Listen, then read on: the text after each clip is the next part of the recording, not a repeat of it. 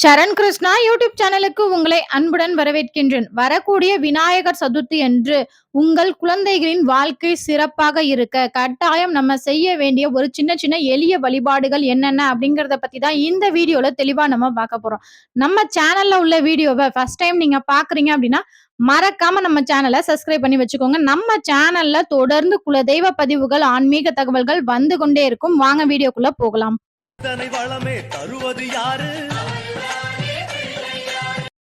ஒவ்வொரு பெற்றோர்களோட மிகப்பெரிய ஆசை என்ன அப்படின்னு பாத்தீங்கன்னா, தங்களோட குழந்தைகளோட வாழ்க்கை எப்போதுமே சந்தோஷமா இருக்கணும், சிறப்பா இருக்கணும். குழந்தைங்க எதுக்குமே கஷ்டப்படக்கூடாது அப்படிங்கிறது ஒவ்வொரு பெற்றோர்களின் மிகப்பெரிய ஆசையாவே இருக்கும்.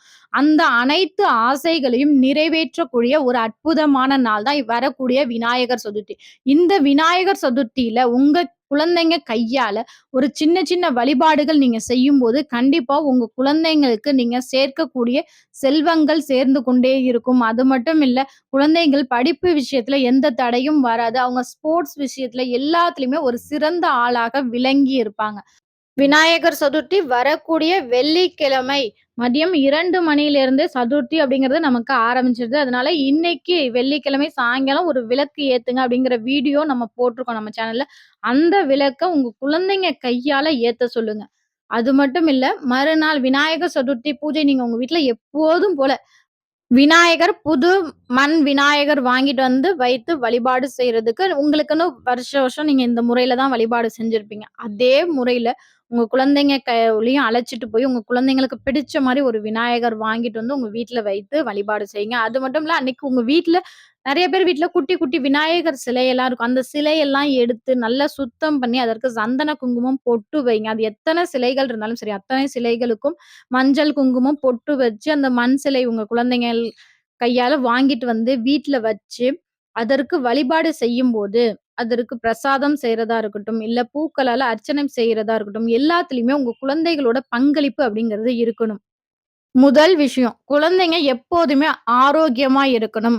அவங்க ஆரோக்கியத்திற்கு எந்த ஒரு குறையும் வரக்கூடாது அப்படின்னா, 2 மண் அகல் தீபம் வச்சுக்கோங்க. வச்சுக்கிட்டு விநாயகருக்கு பக்கத்துல 2 பக்கமும் மண் அகல் விளக்கு வச்சு, அதுல நெய் ஊற்றி, அந்த அந்த நெய் தீபத்துல பஞ்சுத்திரியோட ஒரே ஒரு சின்ன வெட்டி வேர் சேர்த்து 3யும் ஒண்ணா திருவி விட்டு, அப்படியே அந்த தீபத்த ஏற்றுங்க.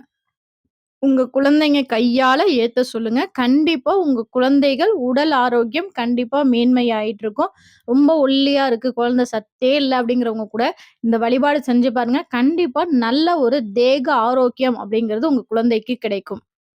2வது, உங்க குழந்தைங்க படிப்புல எந்த ஒரு குறையும் வரக்கூடாது. குழந்தை நல்லா படிக்கணும் அப்படின்னா, நீங்க உங்க விநாயகருக்கு பூஜை செய்ய போடும்போது, உங்க குழந்தையும் பக்கத்துல உட்கார வச்சு, விநாயகர் 108 போற்றிகள் சொல்லி, உங்க குழந்தைகள் கையால, பூக்களால அர்ச்சனை பண்ணுங்க. அது எந்த பூவா வேணாலும் இருக்கலாம். ஜெவந்தி பூ, ரோஸு, எருக்கம்பூ என எந்த பூவாக வேணாலும் இருக்கலாம்.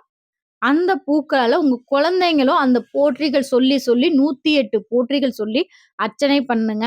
அது மட்டும் இல்ல, அருகில இருக்கிற விநாயகர் கோவிலுக்கு சென்று உங்க குழந்தைகளின் கையால பூக்கள் நெறைய வாங்கி கொண்டு போய் குடுங்க. அருகம்புல் வாங்கி சாத்துங்க. எருக்கம்பூ மாலை வாங்கி சாற்றுங்க. இதெல்லாம் உங்க குழந்தைகள் கையால செய்ய செய்ய கண்டிப்பா உங்க வீட்ல குழந்தைகள் படிப்பில் சிறந்து விளங்குவாங்க. அது மட்டும் இல்ல, மாதம் மாதம் வரக்கூடிய சங்கடா சதுர்த்தி அன்றும் உங்க குழந்தைங்கள அழைச்சிட்டு பிள்ளையார் கோவிலுக்கு போயி குழந்தைங்கள நல்ல தோப்புக்கரணம் போட வைங்க. ஒரு 9 தோப்புக்கரணம், 11 தோப்புக்கரணம், தோப்புக்கரணம் போட வச்சு குழந்தைங்க கையால நெறைய பூக்கள் அர்ச்சனைக்கு வாங்கி குடுங்க. அது மட்டும் இல்ல, லட்டு வாங்கி குடுங்க. லட்டு வாங்கி சுவாமிக்கு படைச்சுட்டு, அங்க வர பக்தர்களுக்கு பிரசாதமாக உங்க குழந்தைங்க கையால லட்டு குடுக்க குடுக்க, கண்டிப்பா உங்க குழந்தைங்க படிப்புல ரொம்பவே சிறப்பா இருப்பாங்க. அது மட்டும் இல்ல, உங்களுக்கு ஏதேனும் கடன் பிரச்சனை இருக்கு, நீங்க கடன் தீரவே மாட்டுது, ஏதோ ஒரு கடன் வந்துகிட்டே இருக்கு, கடன் பிரச்சனைகள் தீரணும் அப்படின்னா, சங்கடா சதுர்த்தி அன்னைக்கும் சரி, வரக்கூடிய விநாயகர் சதுர்த்தியும் சரி, அகத்திக்கீரை வாங்கி விநாயகருக்கு அர்ச்சனைக்கு குடுங்க. அங்க உங்க வீட்டுக்கு பக்கத்துல எந்த விநாயகர் இருக்காரோ, மாதம் மாதம் வரக்கூடிய சங்கடா சதுர்த்தி அன்னைக்கும் அவருக்கு பூஜை நடக்கும். இப்ப விநாயகர் சதுர்த்திக்கும் பூஜை நடக்கும். அப்ப போய் அந்த ஐயர்ட்ட கேளுங்க. இந்த விநாயகர் சதுர்த்திக்கு நான் வந்து அகத்திக்கீரை வாங்கி தரேன். சுவாமிக்கு அர்ச்சனை பண்ணுவீங்களா? மாதம் மாதம் வரக்கூடிய சங்கடா சதுர்த்திக்கும் நான் அகத்திக்கீரை வாங்கி தரேன். அர்ச்சனை பண்றீங்களா? அப்படின்னு கேட்டு அர்ச்சனை பண்றேன் அப்படின்னா, நீங்க அந்த அகத்திக்கீரை வாங்கி நல்லா உருவி மனதார வேண்டிக்கிட்டு, "என்னோட கடன்கள் அனைத்தும் எங்களை விட்டு விலக வேண்டும். கடன் இல்லாத வாழ்க்கையே குடுப்பா கணபதியே" அப்படின்னு சொல்லி மனதார வேண்டிக் கொண்டு, இந்த கீரைய நீங்க வாங்கி குடுக்கும்போது, அத அர்ச்சனை செய்யும்போது, கண்டிப்பா உங்களுக்கு கடன் இல்லாத வாழ்க்கை அமையும். அடுத்ததாக விநாயகர் சதுர்த்தி அன்று செய்யவே கூடாத 3 விஷயங்கள் என்னென்ன அப்படிங்கிறத பார்த்துடலாம். விநாயகர் சதுர்த்திக்கு நீங்க விநாயகர் சிலை வாங்கும்போது, கட்டாயம் விநாயகர் கண் திறக்காமல் தான் இருக்கணும். நீங்க விநாயகர் செய்றவங்க இருந்தாங்கன்னா, பக்கத்திலேயே சொல்லுங்க. இந்த மாரி கண் திறக்காதீங்க. நாங்க வீட்ல போய் நாங்க கண் திறந்துக்கிறோம் அப்படின்னு சொல்லி, கண் திறக்காம வீட்டுக்கு வாங்கிட்டு வந்து சுவாமிக்கு ஆரத்தி எடுத்ததுக்கு பிறகு உங்க வீட்டுக்கு கூட்டிட்டு வாங்க. உங்க வீட்டுக்கு கூட்டிட்டு வந்து மனைப்பலகை வைத்து, அதன் மேல வாழை இலை, பச்சரிசி பரப்பி, அதன் மேல விநாயகர் சிலை வைங்க. விநாயகர் சிலை வைத்ததுக்கு பிறகு, ஒரு பாலோ, இல்ல ஏதோ ஒரு இனிப்பு வகைகள் பக்கத்துல வச்சுட்டு, அதற்கு பிறகு விநாயகருக்கு கண் திறங்க. கண் திறக்கிறது அப்டின்னாலே, அதாவது கண்ல குன்றின் மணி அப்டின்னு சொல்லி ஒரு சில மணிகள் குடுப்பாங்க. அந்த மணிய வச்சாலே விநாயகர் கண் நல்லா தெரியும். அந்த மணிகள் வாங்கும்போது, இன்னும் சில மணிகள் எங்களுக்கு வேணும் அப்டின்னு சொல்லி கேட்டு வாங்கிட்டு வந்து 2 மணிகள் விநாயகருக்கு கண் திறக்கிறதுக்கு, மிச்சம் அந்த குன்றின் மணிய என்ன பண்றீங்கன்னா, நீங்க பர்ஸ்ல பணம் வைக்கிற இடத்துல போட்டு வைங்க. கண்டிப்பா அது உங்களுக்கு நல்ல செல்வ வளத்தை குடுக்கும். அடுத்தது மறக்காம செய்ய வேண்டியது ஒரு ரூ. 1 நாணயம் எடுத்துட்டு வந்து விநாயகர் தொப்புள்ல வைக்க வேண்டும்.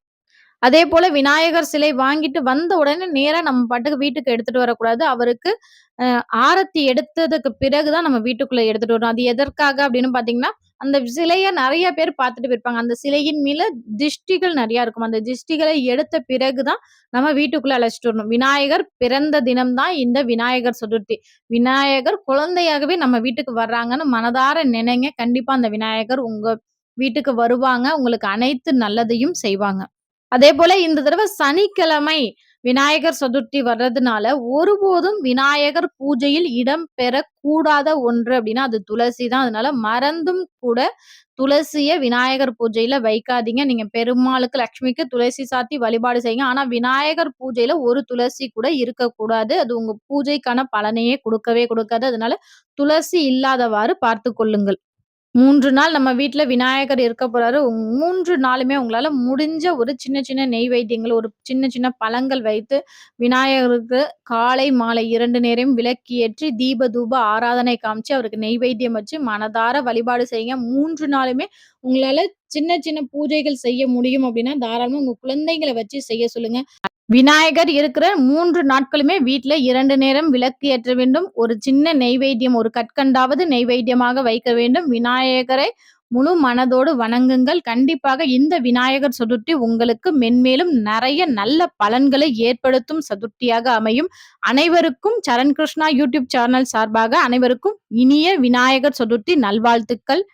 கண்டிப்பா இந்த வீடியோ உங்களுக்கு பயனுள்ளதாக இருக்கும் என்ற நம்பிக்கையில் மற்றொரு வீடியோவில் சந்திக்கிறேன். இந்த வீடியோ உங்களுக்கு பிடிச்சிருந்தா லைக் பண்ணுங்க, ஷேர் பண்ணுங்க, மறக்காம சப்ஸ்கிரைப் பண்ணுங்க. சரண் கிருஷ்ணா யூடியூப் சேனல். நன்றி, வணக்கம்.